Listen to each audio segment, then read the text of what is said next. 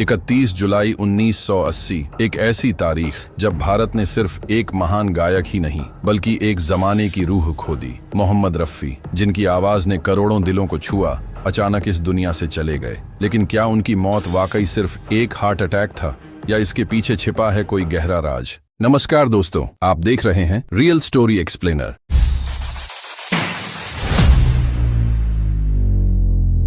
मोहम्मद रफ़ी एक ऐसा नाम जो 1940 के दशक से लेकर 1980 तक बॉलीवुड के संगीत का पर्याय बन गया। 26,000 से ज्यादा गाने, हर जॉनर में महारत। लेकिन उनकी मौत के बाद सवाल उठे, अचानक दिल का दौरा पड़ना, कोई डॉक्टर का ठीक से न होना और परिवार के कुछ सदस्य आज तक चुप क्यों हैं? 30 जुलाई 1980 रफ़ी साहब ने आखिरी बार रिकॉर्डिंग की थी फिल्म आसपास के लिए। सब कुछ सामान्य लग रहा था, कोई थकावट, कोई शिकायत नहीं।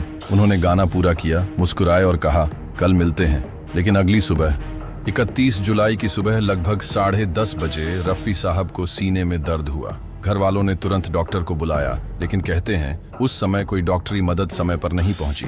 आधे घंटे में सब कुछ खत्म हो गया। डॉक्टरों ने बताया हार्ट अटैक। 1 अगस्त 1980 पूरे देश में शोक छा गया। रफ़ी साहब का जनाजा मुंबई की सड़कों पर निकला, जहां लाखों लोग शामिल हुए। भीड़ इतनी ज्यादा थी कि पुलिस को ट्रैफिक रोकना पड़ा। लेकिन इसी दौरान एक और कहानी बाहर आई। कुछ अखबारों ने सवाल उठाए, क्या रफ़ी साहब मानसिक दबाव में थे? क्या संगीत जगत में कुछ ऐसा हुआ था जिससे वो टूट गए थे? कुछ लोगों ने कहा कि उन्हें इंडस्ट्री में नजरअंदाज किया जा रहा था और कुछ करीबी दोस्तों ने कहा वो अकेले थे, बहुत अकेले। एक बार उन्होंने मुझसे कहा था, मुझे लगता है अब मेरी आवाज की वैल्यू नहीं रही। वो बेहद भावुक थे उस दिन। क्या मोहम्मद रफ़ी को इंडस्ट्री में हो रहे बदलाव ने आहत किया? क्या किशोर कुमार की लोकप्रियता ने उन्हें साइडलाइन कर दिया? या फिर ये सब बस संयोग था? लेकिन परिवार की खामोशी और पोस्टमार्टम न होना कई सवाल खड़े करता है। आज तक कोई पुख्ता मेडिकल रिपोर्ट सार्वजनिक नहीं हुई है, कोई ऑटोप्सी नहीं हुई। रफ़ी साहब को तुरंत दफना दिया गया, किसी ने सवाल नहीं उठाया। शायद उनकी शख्सियत इतनी पाक साफ थी कि कोई शक करना भी गुनाह लगता था।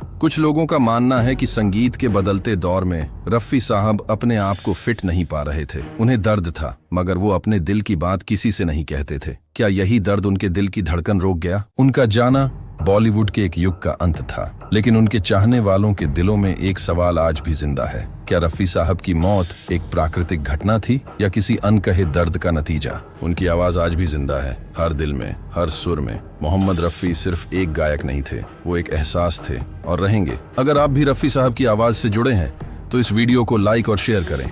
कमेंट में बताइए, क्या आपको लगता है कि उनकी मौत सिर्फ एक हादसा था या कोई अनसुलझा रहस्य?